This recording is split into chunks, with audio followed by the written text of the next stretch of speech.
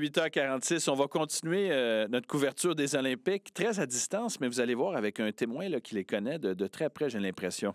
Hein, ça a débuté vendredi dernier. Il y a plusieurs compétitions qui ont déjà été lancées, dont les épreuves de water polo.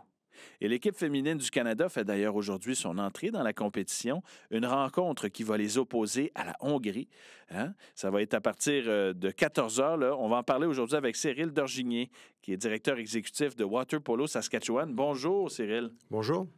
J'ai dit ça tantôt. J'ai dit que vous connaissiez intimement parce que, bon, vous avez coaché une athlète qui est à Paris en ce moment. Oui, Blair McDowell, c'est une fille d'ici, là, de Regina, qui fait partie de l'équipe nationale et qui est à Paris en ce moment. Vous l'avez entraînée, vous avez été son entraîneur? Oui. Là? D'accord, très, très bien. C'est quoi votre impression, justement, sur le début de ces Jeux-ci? Vous pouvez même parler de la cérémonie d'ouverture. J'espère qu'elle aura fait honneur à votre mère patrie.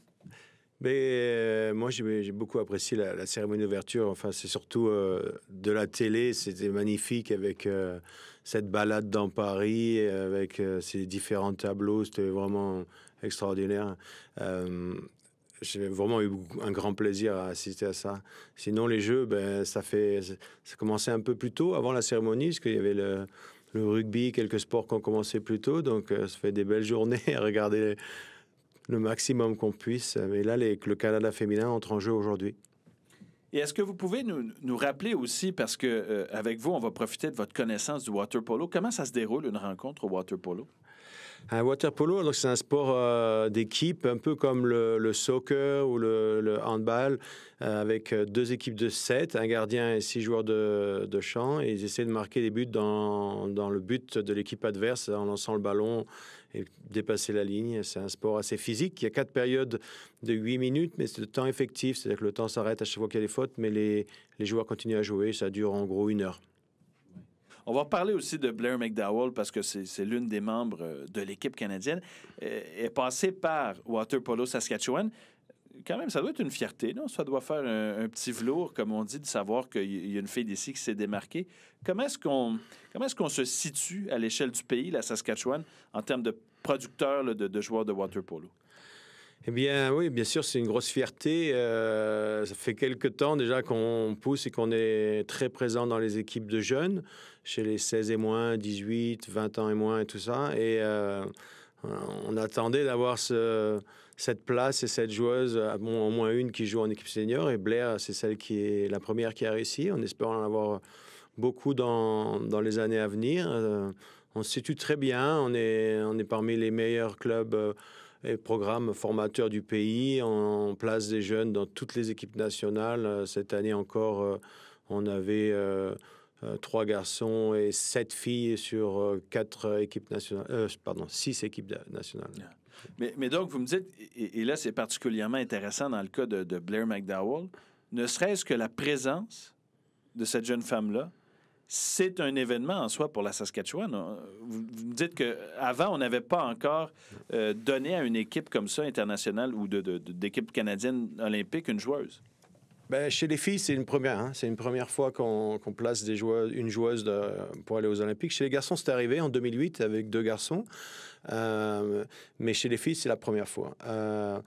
On a des garçons aussi qui sont en équipe senior, mais ils ne sont pas qualifiés. Donc, oui, c'est une énorme fierté. Nous, on a fait une petite série d'interviews de Blair pour l'amener au jeu. Et puis, la dernière, on l'a postée hier, c'était pour de ses partenaires d'entraînement et de jeu quand elle était ici, ses parents et sa famille. On a envoyé un petit message de soutien et on en est très fiers. Et tout le monde va regarder le match aujourd'hui à midi. Et est-ce que, d'une certaine façon, on a beaucoup parlé de l'adaptation au temps caniculaire, parfois, de Paris. Dans le cas du water polo, on peut le dire que c'est dans un environnement quand même assez contrôlé. Donc, ce facteur-là ne jouera peut-être pas contre l'équipe canadienne. Non, c'est en bassin antérieur, c'est climatisé, et ça va rien changer. Des fois, c'est en extérieur, ça arrivait, mais là, c'est en bassin intérieur, une toute nouvelle piscine magnifique. Je suis confiant. Vous êtes jaloux, c'est ça? Je suis jaloux, bien sûr, mais je suis confiant qu'ils ont une belle climatisation dans le bâtiment et que ça ne va pas être un problème. C'est ça. Et donc, ça n'a pas nécessité d'ajustement. Donc, vu que c'est ça. Contrairement à d'autres sportifs qui, eux, ont dû se rompre un peu au climat particulier de Paris. Oui. Surtout quand c'est des sports qui se jouent en extérieur, le climat, les variations climatiques, la température, l'humidité, tout ça, ça joue. Mais quand on est en intérieur, tous les sports couverts, ils sont tranquilles. Je vous regarde depuis tantôt, vous jetez un petit coup d'œil. Là, il y avait du judo. Là, c'est une publicité, mais donc, vous êtes un joueur de water polo, on le comprend, vous êtes un passionné de water polo, mais vous êtes un amateur de tous les sports, au fond. Oui, j'adore ça. Les Jeux olympiques, c'est les meilleurs étés que je puisse avoir, c'est tous les 4 ans pour les Jeux olympiques. Pendant ces 2 semaines, j'ai 4-5 écrans allumés. J'essaie de suivre le maximum. En plus, moi, j'ai de la chance. Je suis passionné par le Canada et par la France. Donc, j'ai je regarde tout ce qui fait des médailles. Et il y a beaucoup de sports qu'on voit que tous les 4 ans et que je prends un grand plaisir à regarder.